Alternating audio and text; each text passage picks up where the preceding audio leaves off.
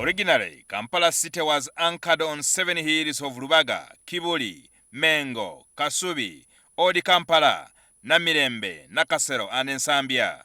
In 1947, Kampala was elevated to a municipality.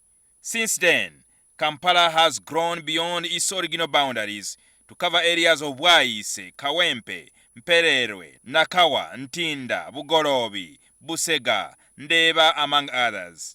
Kampala City is managed under a 5-year strategic plan, but according to the city authorities, very little was achieved in 2014-2019 strategic plan. We talked about the cable cars, talked about the underground, the trade, transportation, talked about the master plan for the transport. We talked about junction renovation and signalization, but we did not achieve all those. For example, the road fund alone is just 30.5 billion road fund in a city where you have over 2,100 kilometers of road network, but they are just providing the peanuts. This week, a new strategic plan for the years 2020-2025 was unveiled and is expected to cost the taxpayer over 7 trillion shillings for the 5 years period. We have just undertaken a property valuation of the entire city, and we have about 400,000 properties within the city, of which 60% of those can contribute in the form of property rates. We have over 60,000 businesses on the tax register. These ought to contribute. We now have the commercial road users who have not been paying for the past about 2.5 years.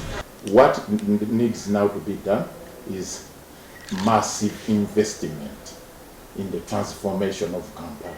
That at least 3% of the budget of the revenue collected from Kampala here be plowed back for infrastructure transformation. Now nobody is going to be chased. We don't chase people out of the city, but we shall grow people within the city. To grow a taxi operator into an association of taxi operators who can have a bus transport. You cannot sustain this city by having more and more border entrants, by having more and more taxi entrants. According to the plan, by June 2025, Kampala will be a well-planned, attractive, self-sustaining smart city that is paved, lit, green, with inclusive social services and a better transport system. The new plan is talking about a greener city. It talks about well and good paved roads. It talks about signals, the junctions. It talks about the drainage master plan. It talks about workplaces formulation. The funds should be taken down. Collection of revenue should be taken down. Cleaning the city, the division should be taken down.